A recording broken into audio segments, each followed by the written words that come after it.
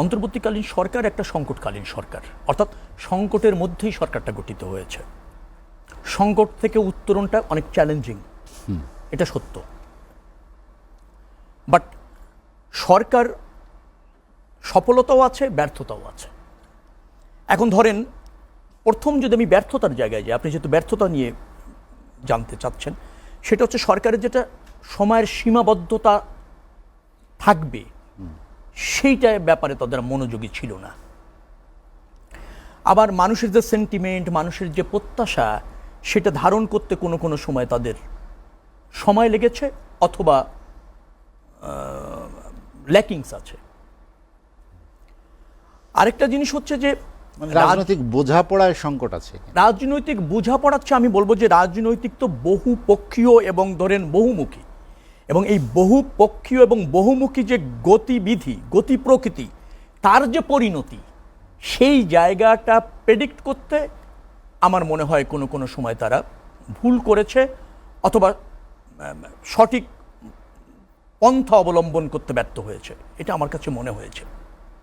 But এইটুকু ছাড়া আপনি যদি বলেন তারা বিচার কাজ করতে চেয়েছে, যদিও স্লো কিন্তু অগ্রগতি আছে, শুরু করতে পেরেছে বা অনেকটা অগ্রসরও হয়েছে।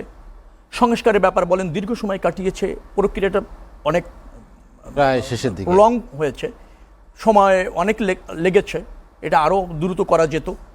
কিন্তু তারপরেও তারা শুরু করে একটা কাছাকাছি শেষের পর্যায়ে নিয়ে আসতে পেরেছে। সনদটা হলো, খসড়াটা চূড়ান্তভাবে, সনদটা কিভাবে বাস্তবায়ন করা যায় সে বিষয়ে মনে হয় আজকের থেকে আলোচনা শুরু হয়েছে বিশেষজ্ঞদের সাথে। জুলাই ঘোষণাপত্রটা করতে আমরা মোটামুটিভাবে সক্ষম হলাম।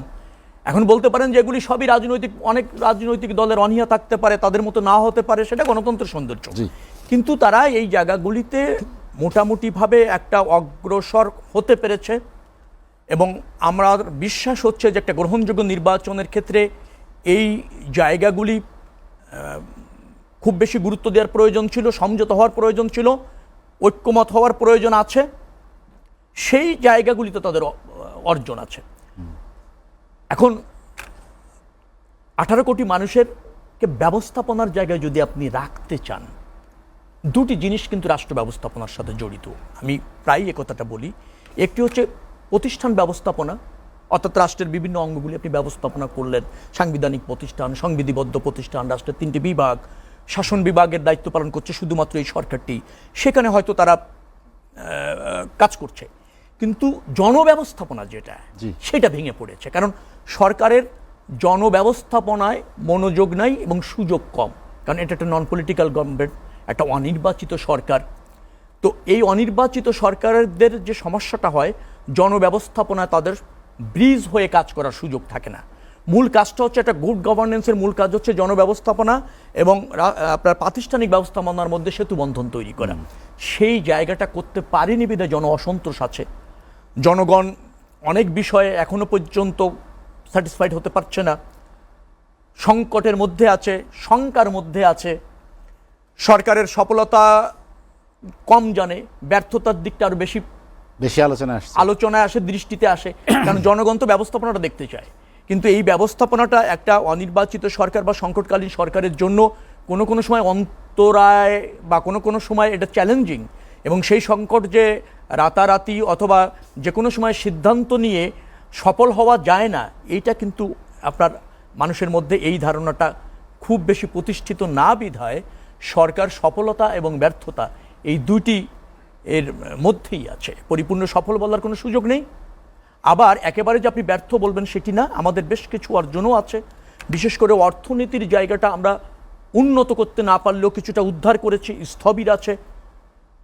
আবার এই যে জরাজীর্ণ অর্থ ব্যবস্থা, রাষ্ট্র ব্যবস্থাপনা সরকার, ফ্যাসিস্টবাদী সরকার আওয়ামী লীগ রেখে গিয়েছিল, সেটা তো আপনি সাস্টেন করানোটাও একটা চ্যালেঞ্জ। মানে আপনি তো ধসের দিকে ছিলেন একেবারে। 18 লাখ কোটি টাকার উপর পাচার হয়েছে, 28 লাখ কোটি টাকার উপর পাচার হয়েছে, 18 লাখ কোটি টাকা আপনার বৈদেশিক ঋণ। আপনি যদি ওই জায়গায় যান, 7 লাখ কোটি টাকার উপর খেলাফি ঋণ, এইগুলি আমাদের মধ্যে রয়েছে না। তো তারপর রেমিটেন্স একেবারে স্থবির হয়ে গিয়েছিল, রপ্তানি আয়টাও স্থবির ছিল, সেখান থেকে কিছুটা বেড়েছে, রেমিটেন্সও মোটামুটিভাবে আসছে। অর্থনীতিটাকে সচল রাখা গিয়েছে। আওয়ামী লীগ সরকার শেষের দিকে আপনার ডলারের সংকটের কারণে আমদানি একেবারে বন্ধই হয়ে যাওয়ার উপক্রম হয়েছিল।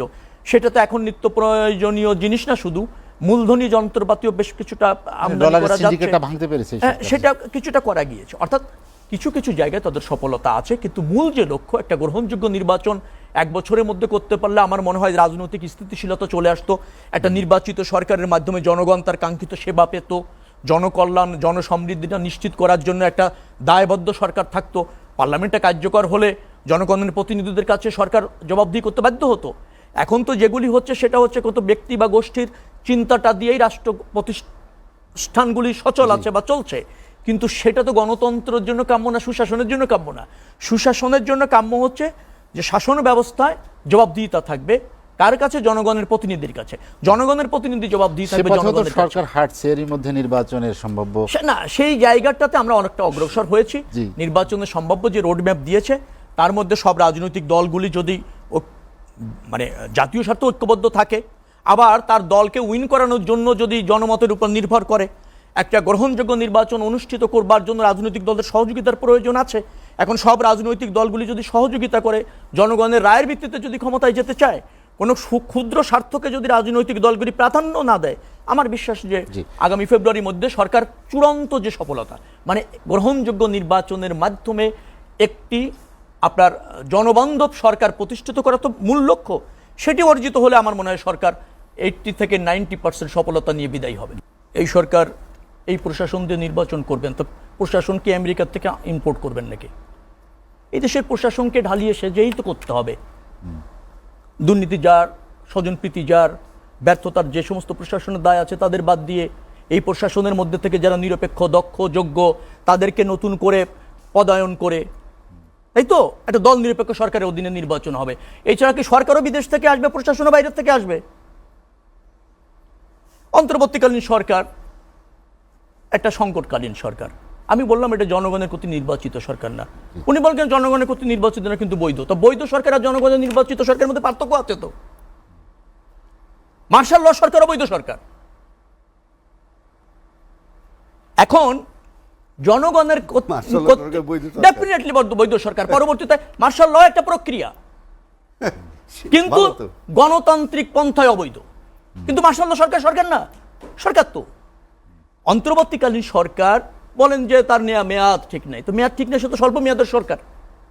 তার মূল দায়িত্ব হচ্ছে একটা গ্রহণযোগ্য নির্বাচন করার ক্ষেত্রে অন্তরায়গুলি চিহ্নিত করে সমাধান করে নির্বাচিত সরকার প্রতিষ্ঠিত করা। সে তো মানে কোনো নির্দিষ্ট মেয়াদের জন্য জনগণ কর্তৃক নির্বাচিত বৈধ সরকার না।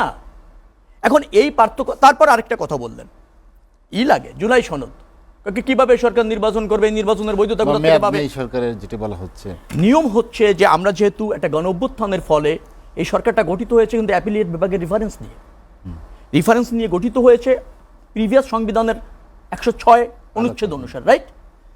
তো এই সরকারটি তার গঠন এবং তার রাষ্ট্র ব্যবস্থাপনার বৈধতা দিবে হচ্ছে পরবর্তী নির্বাচিত সরকার, এবং পার্লামেন্টেই তাকে দিতে হবে।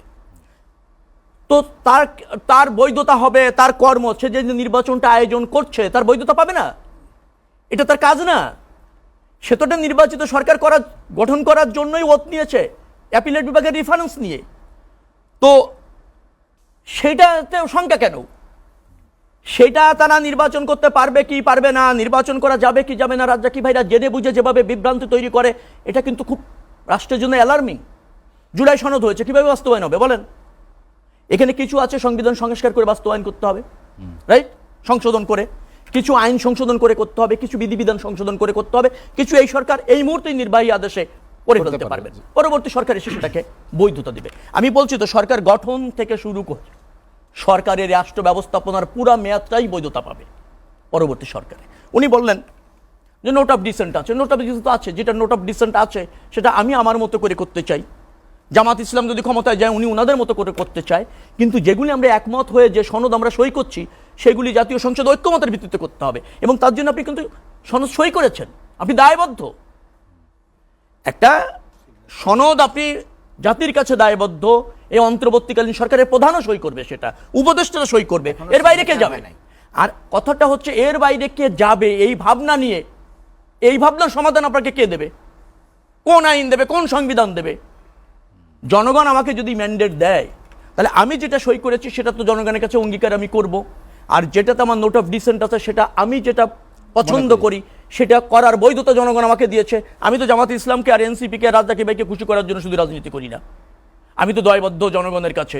তাদের ম্যান্ডেট প্রত্যাশা করছি, তাদের ভোটে নির্বাচিত হয়ে তাদের আকাঙ্ক্ষা বাস্তবায়ন করার জন্য আমি বৈধ কর্তৃপক্ষ। আমি তো অন্য ছোট ছোট রাজনৈতিক দলের ডিজায়ার পূরণ করার জন্য রাজনীতি করিনি। এখন অনেকগুলি প্রশ্ন আছে, সে প্রশ্নগুলি যদি বলতে যে উনি বললেন দ্রুততম সময়ের মধ্যে নাকি নির্বাচন হচ্ছে, উনি বলছিলেন। একটি রাজনৈতিক কর্মীরা চায়, আচ্ছা আপনি বলেন তো 1.5 বছর নির্বাচন হয় না, মানুষ ভোট দিতে পারে না, তারপরে যদি নির্বাচনের কথা বলি দ্রুত সময় হচ্ছে, যে যারা 1.5 বছরের নির্বাচনের ভোট দিতে বা ভোটের যুদ্ধে অবতীর্ণ হতে চায় না, তারা রাজনৈতিক দল? তারা জনগণের উপর আস্থা রাখে? তারা আগামী নির্বাচনে ভোট প্রত্যাশা করতে পারে না বিদায় এই শঙ্কা। কথাটা হচ্ছে জনগণের সরকার রাষ্ট্রে থাকা বাঞ্ছনীয়, মনে রাখবেন, বাঞ্ছনীয় গণতান্ত্রিক ব্যবস্থায়। ওই যে উনি বললেন যে এই সংকটকালীন সরকার, সেটাও নেসেসিটি ছিল, তাহলে প্রয়োজনের কারণে তো অন্তর্বর্তীকালীন এই সরকারটা হয়েছে। এই সরকারও তো এই প্রক্রিয়া, কোনো সরকার কি বৈধ যদি গণতন্ত্র ধারা অব্যাহত থাকে, যদি সাংবিধানিক ধারা অব্যাহত রাখে? এই সরকার কি বৈধ হয়? বৈধ না, কিন্তু প্রয়োজন। সংকটকালীন সরকার, সেনাবাহিনীর সরকার হয়েছে না, বারবার হয়েছে, মার্শাল্লাহ হয়েছে না? সেই সরকারের মেয়াদ বৈধতা পায়নি পরবর্তী সংসদে এবং পার্লামেন্টে বৈধতা পায় নাই। কেন পেয়েছে? কারণ হচ্ছে যে আমি বললাম আপনাকে যে যখন একটা নির্বাচিত সরকার না থাকে, তখন যে সরকারটা থাকে গণতন্ত্রের জন্য অন্তরায়, গণতান্ত্রিক ব্যবস্থাপনায় বৈধ না, কিন্তু রাষ্ট্র ব্যবস্থাপনায় ওই বৈধতা দিতে হয়েছে। পৃথিবীতে কোনো সরকার এভাবে অবৈধ হয়ে যায়নি, তার শাসনকাল, সেটাকে মেনে নিতে হয়েছে। কারণ ওই শাসনকালকে অবৈধ করে রাষ্ট্র ব্যবস্থাপনায় ধরেন ধারাবাহিকতা রাখা ঠিক হয় না, রাষ্ট্রের মরাল জায়গাটাই ধ্বংস হয়ে যায়। এখন ধরেন আরেকটা বিষয় উনি কথা বলেছেন, আমি প্রত্যাশা পূরণ হয়নি এ কথা বলিনি জনগণের, রাজ্জাকি ভাই ওইভাবে বলেছেন। আমি বলেছি জনব্যবস্থাপনা আর প্রাতিষ্ঠানিক ব্যবস্থাপনা এক না। জনগণ মনে করে তার ব্যবস্থাপনার সব দায়িত্ব মনে হয় এই সরকার সফল হবে, কিন্তু এই সরকারের কিছু সীমাবদ্ধতা আছে বিধায় তারা জনব্যবস্থাপনায় সফল হতে পারেনি, জনসন্তুষ্টিতে সফল হতে পারেনি। মানে এটা দুটো জায়গা আছে, জনগণেরও প্রত্যাশার জায়গায় কিছু। জনগণ কি বেশি চেয়ে ফেলেছে সরকারের না, কাছে? সরকার বলতে তারা যা বোঝে যে তাদের সব কাজই ন্যায্যতার সাথে করবে, কিন্তু একটা অন্তর্বর্তীকালীন সরকার ন্যায্যতার সাথে করার ক্ষেত্রে কিছু সীমাবদ্ধতা আছে প্রথমত।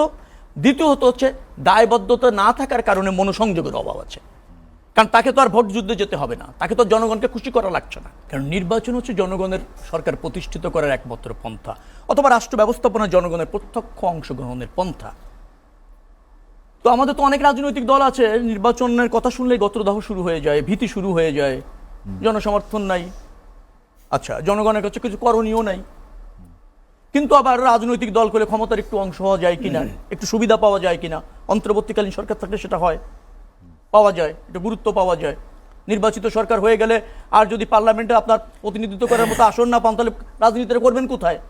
রাজনৈতিক দল তো আর বড় দল হতে চান না, জনপ্রিয় দল হতে চান না, গলাবাজি করতে চান, ভৎসনা করতে চান, আলোচনা সমালোচনার মধ্যে থাকতে চান, তাদের গত্রদাহ।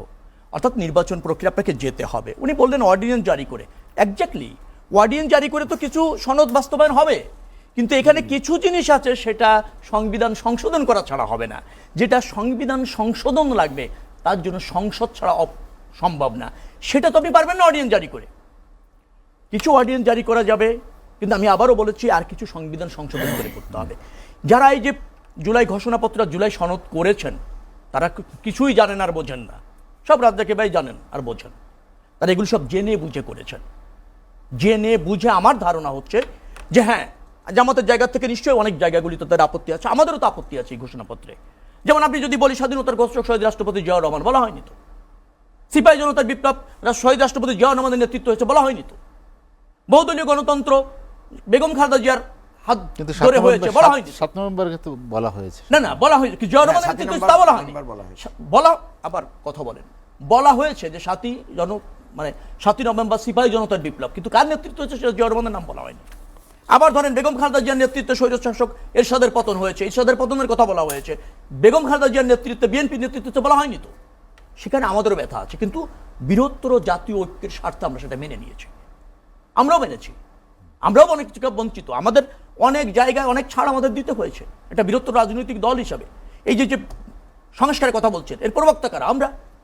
আমাদের প্রস্তাবনাগুলির উপর ভিত্তি করে আসছে, অধিকাংশ জায়গায় একমত হয়েছি। ওনাদের কোনো প্রস্তাবনাই তো নাই, ওনাদের তো সংস্কার চাওয়া কিছু নাই। ঐক্যমত কমিশন কি বলেন? হা বললে হা বলেন, হা বলে, আর তো কোনো নিজস্ব মতামত নেই। হাতে সময় কম, আজ আলোচনা শেষ করব। জি। লেভেল প্লেইং ফিল্ডের কথা বলছেন। জি। লেভেল প্লেইং ফিল্ড, প্রশাসন নিরপেক্ষভাবে কাজ করছে না, সব রাজনৈতিক দল তার কর্মসূচি পালনের সময় সুযোগ পাচ্ছে না। এখন আপনাকে কে দেবে লেভেল উইনিং ভোট? আপনি যদি লেভেল উইনিং ভোট আর লেভেল প্লেইং ফিল্ডকে এক করে দেখেন, তাহলে তো সমস্যা। তফসিল ঘোষণা হবে, রোড ম্যাপের দিকে যাচ্ছে। আমরা সংস্কার নিয়ে অনেক সময় পার করেছি, এক বাক্যে শেষ করব। ধরেন সনদ করতে পেরেছি, ঘোষণা করতে পেরেছি, নির্বাচনী রোড ম্যাপ হয়েছে, তফসিল ঘোষণা হবে, নিশ্চয়ই আইন শৃঙ্খলা রক্ষাকারী বাহিনী সঠিকভাবে পালন করবে। অন্তর্বর্তীকালীন সরকারের যেহেতু কোনো রাজনৈতিকভাবে ক্ষমতা থাকার ইচ্ছা নেই, তারাও নিরপেক্ষ দায়িত্ব পালন করলে নির্বাচনের পরিবেশ আসলে লেভেল প্লেইং ফিল্ড হবে তো। কিন্তু জনসমর্থন দিয়ে তো লেভেল পাচ্ছেন না, সেখানে মনোযোগী হন আইন শৃঙ্খলা রক্ষাকারী বাহিনী এবং সরকার। আমি দৃঢ়ভাবে বিশ্বাস করি, তারাই বলেছে সরকার যে তারা একটা দৃষ্টান্ত স্থাপনকারী নির্বাচন করতে চায়। তারা সেটা পারবে, আমাদের সহযোগিতা থাকলেই হবে।